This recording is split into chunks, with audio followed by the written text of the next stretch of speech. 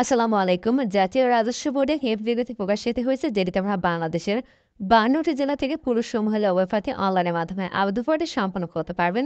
যেটি অনলাইন আবেদনটি কিন্তু এখনো শুরু হয়নি। কবে থেকে আবেদনটি শুরু হবে, কবে শেষ হবে, কোন কোন প্রার্থীরা আপনারা আবেদন করতে পারবেন, কোন জেলার প্রার্থীরা আবেদনটি করতে পারবেন সম্পর্কে আজকের ভিডিওটি আপনাদেরকে জানিয়ে দেবো। আপনারা পুরো ভিডিওটি দেখতে থাকুন।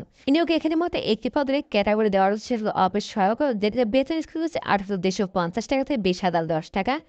গ্রেড বিশ পদের সংখ্যা রয়েছে ৪৩টি। এটিতে আপনার মাধ্যমিক সার্টিফিকেট, এসএসসি বা সমান পরীক্ষায় যদি উত্তীর্ণ হন সেক্ষেত্রে আবেদন করতে পারবেন।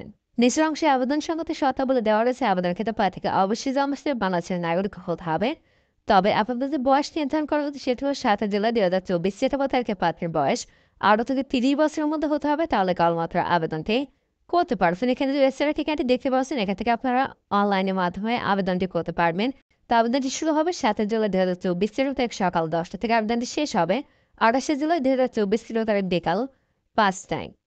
আর এটি আবেদনের ক্ষেত্রে আপনাদের পরীক্ষার ফিটি নির্ধারণ করা হয়েছে। যেহেতু একটিমাত্র পদের ক্যাটাগরি দেওয়া রয়েছে, পরীক্ষার ফি নির্ধারণ করা হয়েছে ১১২ টাকা, যেটা আপনি Delhi top paid mobile number থেকে SMS এর মাধ্যমে খুব সহজে কিন্তু পরিশোধ করতে পারবেন। ঢাকা, গাজীপুর, মানিকগঞ্জ, মুন্সিগঞ্জ, নারায়ণগঞ্জ, নরসিংদী, গোপালগঞ্জ, মাদারীপুর, শরীয়তপুর, কিশোরগঞ্জ, টাঙ্গাইল, ময়মনসিংহ, জামালপুর, নেত্রকোনা, চট্টগ্রাম, বান্দরবান, কক্সবাজার, ব্রাহ্মণবাড়িয়া, চাঁদপুর, কুমিল্লা, ফেনী, লক্ষ্মীপুর, রাঙামাটি, রাজশাহী, জয়পুরহাট, পাবনা, সিরাজগঞ্জ, নওগাঁ, নাটোর, চাঁপাইনবাবগঞ্জ, বগুড়া, রংপুর, দিনাজপুর, গাইবান্ধা, কুড়িগ্রাম, লালমনিরহাট, নীলফামারী, পঞ্চগড়, ঠাকুরগাঁও, খুলনা, যশোর, ঝিনাইদহ, মাগুরা, বাগেরহাট, মেহেরপুর, বরিশাল, ভোলা, ঝালকাঠি, বরগুনা, সিলেট, মৌলভীবাজার এবং সুনামগঞ্জ জেলা প্রার্থীরা শুধুমাত্র আপনার এতে আবেদনটি করতে পারেন। তবে ইতিমধ্যে শারীরিক প্রতিবন্ধকতায় সকল জেলা প্রার্থীরা আবেদনটি করতে পারবেন।